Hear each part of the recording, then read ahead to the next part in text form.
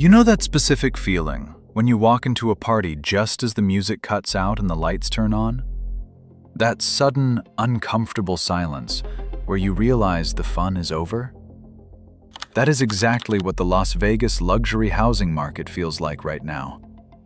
Drive through the prestigious guard-gated communities in Summerlin or Henderson today, and you won't see a frenzy of bidding wars.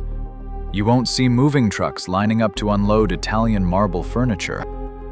Instead, you see something much more unsettling. You see for sale signs that have been sitting in the relentless desert sun for 3, 4, maybe 6 months. They are gathering dust. The lights are on, the pools are heated, but nobody is home. To me, driving through these high-end neighborhoods lately feels less like a tour of the American dream and more like visiting a relative who has fallen on hard times but is too proud to admit it.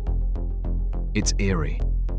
I was looking at listing data recently for a neighborhood that used to be the crown jewel of the valley. A few years ago, you couldn't touch a property there for under asking price. Now, it feels like a car engine running without oil. You can hear the grinding noise. You can smell the burning. The sellers are putting on a brave face, keeping the lawns manicured and the staging perfect. But the energy has shifted. It feels like the casino has closed the table. But the players are still sitting there, waiting for one last card that isn't coming. It's a heavy feeling, creating a sense that perhaps the prosperity we saw in 2022 was nothing more than a mirage. Stick with me, because I'm going to break down the 7 critical pieces of evidence that prove this luxury market is not just cooling, it is freezing over. We are going to look at why inventory is stacking up like unread newspapers. We are going to expose the psychological tricks sellers are using to make you think you're getting a deal. And when we get to part 6, I will reveal the silent killers, the tax and insurance numbers that they try to hide in the fine print, which are draining bank accounts faster than a slot machine. If you are thinking about buying, or if you are just wondering why your neighbor's house hasn't sold since last summer, you need to see this. Part 1. The luxury inventory surge.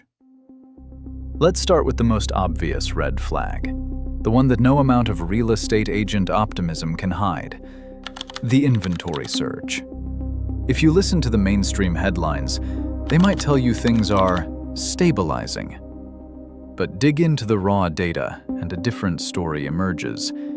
We are seeing a massive accumulation of unsold homes, specifically in the luxury sector. Market data for 2024 and heading into 2025 indicates that inventory levels in Las Vegas are climbing aggressively. Some estimates suggest that luxury inventory, those million-dollar-plus homes, could be up by nearly 70% compared to previous norms. Think about what that actually represents. That is not just a few extra houses on the block. That is a flood. Why does this matter? Because in real estate, volume tells the truth before price does. When you see inventory spiking this hard, it means sellers are rushing to the door at the exact same time buyers have decided to stay home. The smart money, the investors, the institutional buyers, the people who actually understand market cycles, they are not buying right now. They are selling. They are liquidating. The mansions that were hot commodities 2 years ago are becoming heavy liabilities.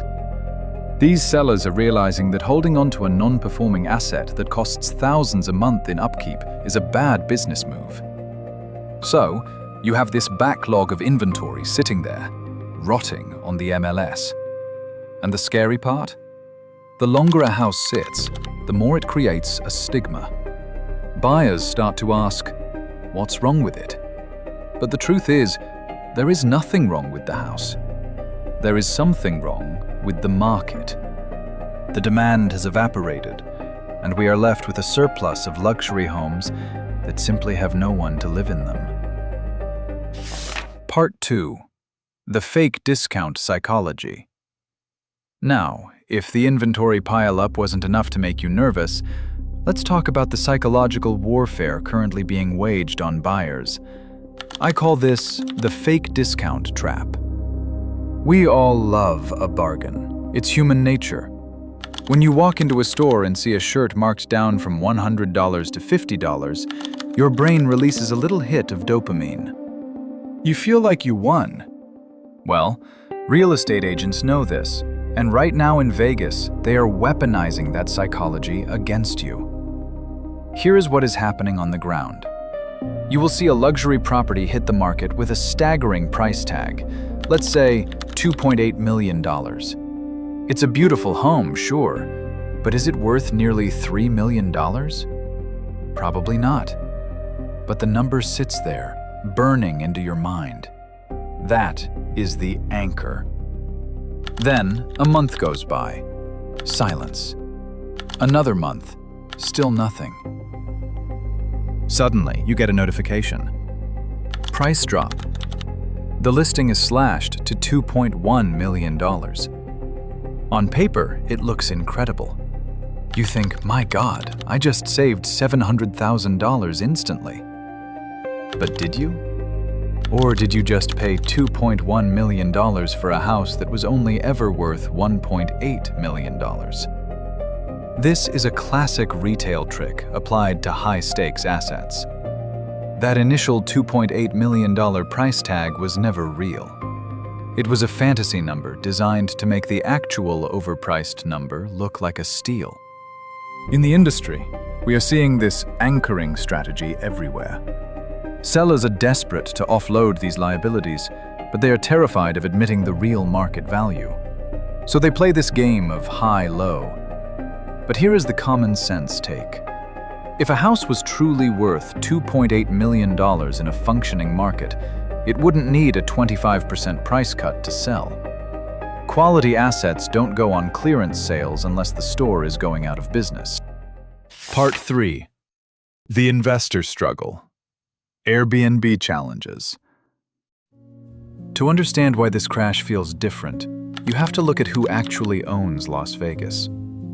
Unlike other cities where neighborhoods are full of families and long-term residents, Vegas has always been a playground for speculators. For the last 3 years, we witnessed a gold rush. Amateur investors, people who watched a few YouTube gurus and decided they were real estate moguls, they bought up second, third, and fourth homes, leveraging themselves to the hilt, convinced that short-term rental income, like Airbnb, would pay the mortgage and then some. They treated housing like a crypto coin, not a place to live. And now, the hangover has arrived. The short-term rental market is facing significant challenges. Between stricter city regulations cracking down on illegal rentals and a sheer oversaturation of units, the math simply doesn't work anymore. Imagine you are one of these amateur landlords. You bought a house in 2022 near the Strip. Your mortgage is $4,000 a month. You projected you'd make $6,000 a month renting it out to tourists. But now, competition is fierce, booking rates are down, and you're lucky to pull in $3,000. You are losing $1,000 in cash every single month. How long can you sustain that? 3 months? 6 months? We are starting to hear stories from the ground, rumors on forums and anxious chatter in investor groups, that many of these owners are folding. They aren't selling because they want to. They are selling because they have to. They are facing a liquidity crisis. Part 4. Price cuts becoming the norm. And this leads us directly into our next point, which is perhaps the most painful to watch: the normalization of the price cut. In a healthy market, a price cut is a rare correction. It's an admission that you made a small mistake. But in Las Vegas right now, price cuts are becoming the standard operating procedure.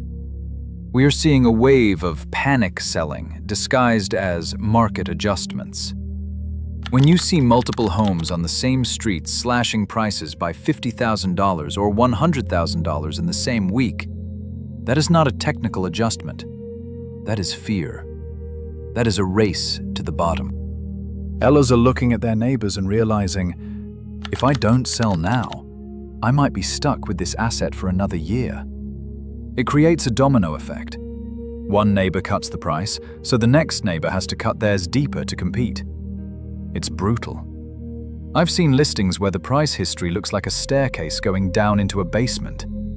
Every few weeks, another slice comes off the top. This signals to buyers that the seller is bleeding. And what does a smart buyer do when they smell blood? They wait. They wait for the price to drop again. This wait-and-see attitude from buyers is freezing the market even further, forcing sellers to make even more drastic cuts. It is a vicious cycle, and right now there is no sign of it slowing down. Part 5. The widening affordability gap.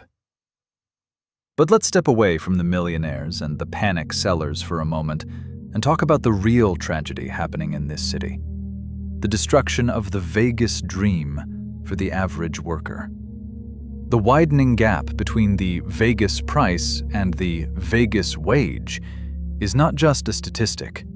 It is an eviction notice for the middle class. Historically, Las Vegas was the last blue-collar paradise. That was the unwritten deal of the desert. You put up with the 110-degree heat. You put up with the tourists. But in exchange, a blackjack dealer, a bartender, or a teacher could own a nice 3-bedroom house with a pool. That deal is fundamentally broken. With the median home price stubbornly hovering around that $488,000 mark and interest rates remaining high, the math simply does not work for the locals anymore. To comfortably afford a median-priced home in Vegas today, you need a household income that is far above what the service industry pays. We are seeing a market that has become completely disconnected from the people who keep the city running. Who are these mid-range homes for now? The locals can't afford them. The investors are fleeing because the math doesn't work. And the Californians? They've stopped coming in droves because the discount isn't as good as it used to be. This is creating a missing middle. The backbone of the city is being forced to rent forever or move an hour away. When you alienate the local workforce, you destabilize the entire foundation of the housing market. You cannot build a sustainable economy on luxury flips and short-term rentals alone. Eventually, you need actual families to buy the houses to live in. And right now, those families are locked out, looking through the window at a market that has left them behind. Part 6. Hidden costs. Tax and insurance. Now, if the sticker price doesn't kill your budget, the silent killers will. I promised we would talk about the costs that rarely make it into the glossy brochures, but are draining bank accounts faster than a rigged slot machine. Taxes and insurance. Most buyers focus entirely on the mortgage payment. They calculate the principal and interest down to the penny. But they forget that the government and the insurance companies always get their cut first. And that cut is getting significantly bigger. Let's talk about the escrow nightmare. Imagine buying a home thinking your payment is fixed, only to receive a letter in the mail 6 months later. It's an escrow shortage notice. Why? Because the property taxes in Vegas are catching up to the inflated home values of the last 2 years. The tax assessor doesn't care that the market is cooling. They are looking at the sale price from the peak. You are paying taxes on a phantom value that might not even exist anymore. And then there is insurance. We are not Florida, and we are not California, but we are not immune. Insurance premiums in the valley are skyrocketing. In some luxury communities, we are hearing reports of premiums doubling in a single renewal cycle. Insurers are citing replacement costs and stricter risk models. So, here is the trap. You stretch your budget to buy that bargain luxury home. You think you made it. Then, the supplemental tax bill hits, and the insurance premium jumps $200 a month.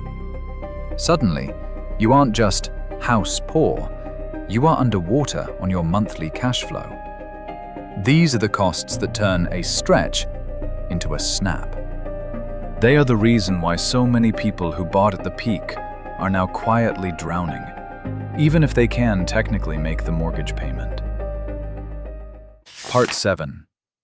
Unusual winter market signals. Finally, we have to look at the seasonality, because the behavior of the market this winter is flashing a warning signal that is impossible to ignore. Real estate usually follows a rhythm as predictable as the tides. Spring is busy, summer is hot, and winter is dead. In a normal, healthy market, inventory drops significantly in November and December. Why? Because sellers are human. They want to enjoy the holidays. They don't want strangers tracking mud through their living room during Thanksgiving dinner or Christmas Eve. But this year, that rhythm is broken. The inventory isn't dropping. In some segments, it is actually rising. We are seeing new listings flood the market in the dead of winter. This is highly unusual, and it screams one word: desperation. If you are putting your house on the market in December, historically the worst time to find a buyer, it means you cannot wait until March. It means you don't have the luxury of time. It suggests a liquidity crisis behind the scenes. Maybe the adjustable rate mortgage has reset. Maybe the Airbnb income has dried up completely. Whatever the reason, these sellers are showing their hand. They are signaling that they need out now. This breaks the seasonal norm and serves as a massive flare gun going off in the night. When sellers are too desperate to wait for the selling season, you know the pressure behind the scenes has reached a boiling point. The holding power is gone. They aren't timing the market anymore. They are fleeing it. Now, I don't say any of this to scare you just for the sake of it. I say it because the numbers don't lie. But does this mean Las Vegas is going to disappear into the sand? Of course not. Las Vegas is a city of reinvention. It has boomed and busted more times than any of us can count. This correction, as painful as it is, might actually be necessary. Markets are like forests. Sometimes you need a fire to clear out the dead wood so new things can grow. If prices come down, and they will have to, it brings sanity back to the market. It might eventually allow local families to afford a home again. It might flush out the amateur speculators and leave room for serious, long-term ownership. So, while the current picture is ugly for sellers and investors who overextended themselves, for the patient buyer, this crash is actually a return to reality. It's the market healing itself, even if the medicine tastes bitter. But what do you think? Is this the beginning of a 2008-style collapse, or just a harsh correction? Do you think the old, affordable Vegas is gone forever, or will prices drop enough to bring it back? I'd love to read your stories in the comments, especially if you're a local seeing this on the ground. If you want to stay ahead of the curve and get the honest truth that the real estate brochures won't tell you, make sure to hit that like button and subscribe. We'll keep watching the numbers so you don't have to. Thanks for watching.